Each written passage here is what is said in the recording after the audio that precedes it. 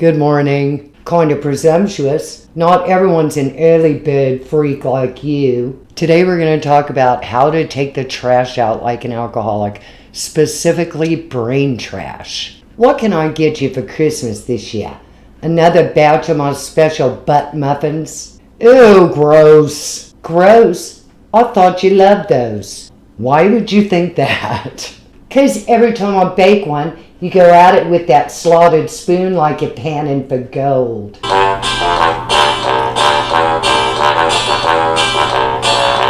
My name's Sue. I'm an alcoholic. My name's Liam. I'm a drug addict. I drank and drugged for 25 years, been clean and sober for 18. We're just here to share tips for how we stay in recovery. If you like what we're doing, please hit the subscribe button.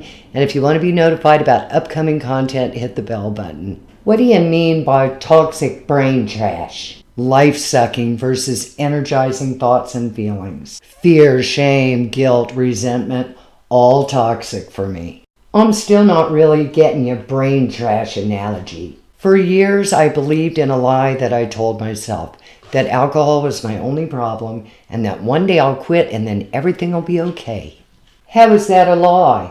I'm not sure, but when I seriously quit for the last time, everything was not okay. The more lucid I got, the more I saw the messes in my life. It was kind of like I'd been cruising around in my car for 25 years eating to-go food. And every time I had something to eat, I'd throw the trash in the back. Then when I quit drinking, it was kind of like I slammed on the brakes. Then all that trash came flying up into the front seat with me right in my face. No wonder you quit like 100 times but couldn't ever stay quit, right? Because every time I quit, my toxic thoughts and feelings were still there. Piles of them. Your brain in early recovery sounds like a scary hoarder house. So what did you do? I had to look at that mess and clean it up. How? Well, it was too overwhelming on my own. I'd been living in that brain dump for so long, I didn't even know where to begin.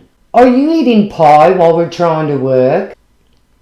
Maybe. How is that going to work? I'm multitasking. Well, you're kind of sucking at it right now. I should smash that pie right in your face. Remember earlier this year when we were talking about one of the first steps in recovery, at least for us, was find your peeps, listen for similarities, copy what works. That's what I had to do. I had to find my peeps. People who had been there, done that, but found a way out. One recovery friend specifically, she walked me through confessing my dirty little secrets so I could clean them up and get rid of them. Why'd you have to get another person involved if God already knows about all your dirty little secrets? Yeah, and he and I sat on those secrets together for years and nothing changed. Looking back, I think I was afraid that at any minute he was going to strike me with lightning and burn my whole deal down. Yep, nothing really changed until I let that one flesh and blood human being get inside and see my toxic, dirty brain. And I thought that would be humiliating. But it was life-saving. It was liberating. Every dirty secret, every pile of junk, she just sat and listened in a spirit of love, no judgment, just there to help me. Because she had been there and she understood. She helped me put all that stuff in perspective. She helped me get it right-sized. Because after having this junk floating around in my brain for 25 years, it had gained epic proportions, and after we got the problems back to normal size versus blown out of proportion size, she was able to make suggestions to me for how I could clean up the messes. One secret shamey at a time. On the 7th week of Christmas, she got too drunk again. 7 secret shamies. I had way more than 7 dirty secrets. But when I got willing enough to let go and just stop hiding from one human being, it changed everything. The payoff has been miraculous. Getting free from all that junk has been huge. I can look people right in the eye now. I don't have anything to be ashamed of. I've got nothing to hide. And not just getting free from all the guilt and the shame and now being able to walk free among the humans like a human and be okay with it. But something changed between me and God too. No more fear of punishment. I just feel loved and adored and cherished and blessed. Like God's never been mad at me, he's just in love with me. You're bogging me down again with your theoretical blah blah blah. Okay, specific example and how I took the trash out for one specific stinky memory.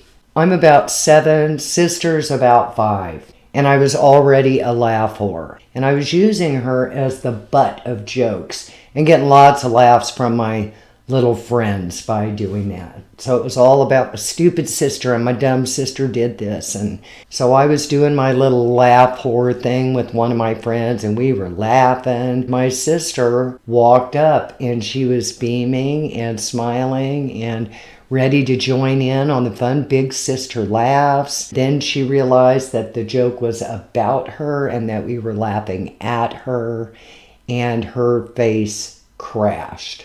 That crushed look on her precious little face haunted me for years. And every time that ghost from the past, that icky memory cropped up, I buried it under guilt and shame. And then I drowned the guilt and the shame. Carrying that one around for almost 40 years, it had blown huge out of proportion. So I did share it with this recovery friend. I confessed the icky secret, and she helped me put it in perspective. You were a kid. Kids do stupid things. Kids make mistakes. You've got to let it go. 40 years ago.